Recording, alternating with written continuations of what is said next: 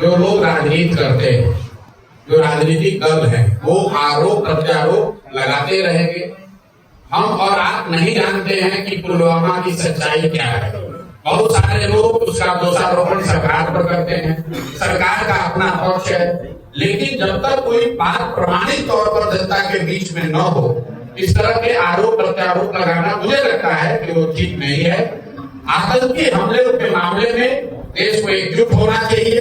ये गलत है और गलत का साथ किसी भी नजरिए से नहीं किया जा सकता है। उसका कारण चाहे कुछ भी बताया जाए।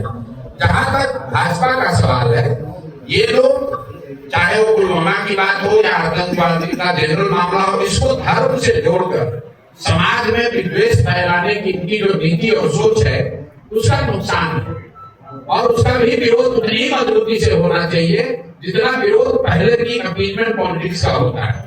अगर भाजपा वाले ये कर रहे हैं तो निश्चित तौर पर उनकी गलती है, उसका विरोध होना चाहिए।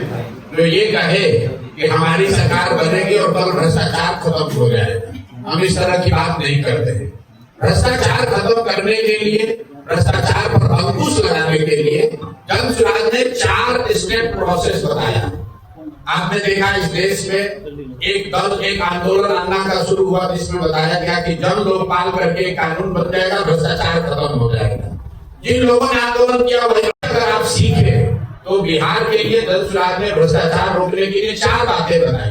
पहला, सही और ईमानदार, जहां तक हो सके सही और ईमानदार जनप्रतिनिधियों का चुनाव। अगर आप बालू माफिया, शराब माफिया, ठेकेदारों को, बदमाशों को, लुटेरों को, गुंडों को चुनकर सरकार में बैठाएंगे तो उससे आप ईमानदारी की अपेक्षा नहीं कर सकते। दूसरी बात कही गई, सत्ता और संसाधन का बड़े पैमाने पर विकेंद्रीकरण। आज पूरी जो व्यवस्था है वो मुख्यमंत्री और उनके इर्द गिर्द के 4-5 अफसर चला रहे हैं। उन्हीं का पलायन रोकना। दूसरा, मनरेगा को सीधे कृषि से जोड़ना ताकि कृषि से जुड़े हुए मजदूर हरियाणा पंजाब न जाए। यहाँ के किसान एक और मजदूरों के लिए संघर्ष कर रहे हैं और यहाँ से मजदूर जाकर पंजाब और हरियाणा में काम कर रहे हैं। और तीसरी बात कही गई है कि हर महिला को जो स्वरोजगार करना चाहती है, आज जीविका के नाम पर भारी भ्रष्टाचार हो रहा है, उनको लॉलीपॉप दिखाया जा रहा है जिससे रोजगार मिलेगा। जन सुराज की सोच है इनको कोई समूह के बगैर सीधे सरकारी गारंटी पर बैंकों से कर्ज मिले और उस कर्ज पर 30% नहीं 4% ब्याज लगे ताकि घर घर महिलाएं रोजी रोजगार कर सके।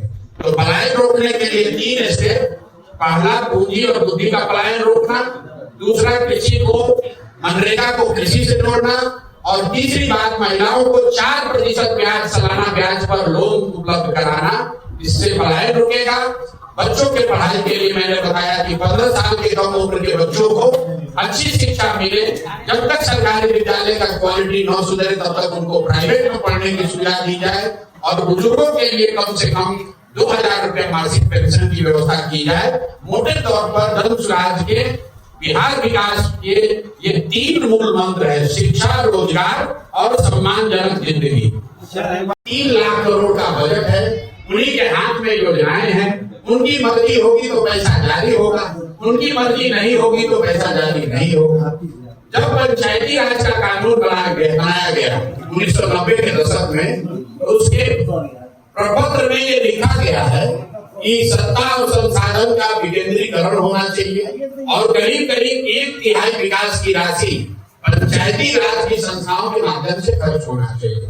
बिहार में पिछले 20 वर्ष में 3% से कम राशि ही पंचायती राज्यों के माध्यम से खर्च हो रहा है। सारा पैसा अफसरशाही और अफसरों के माध्यम से खर्च हो रहा है। तो जन सुराज की दूसरी सोच है कि ईमानदार राजनीतिक नेतृत्व के चुनाव के साथ साथ बड़े पैमाने पर सत्ता और संसाधन का विकेंद्रीकरण होना चाहिए। सब कुछ चीफ मिनिस्टर के ऑफिस और उसके 4 अधिकारियों के द्वारा नहीं चलाया जाना चाहिए।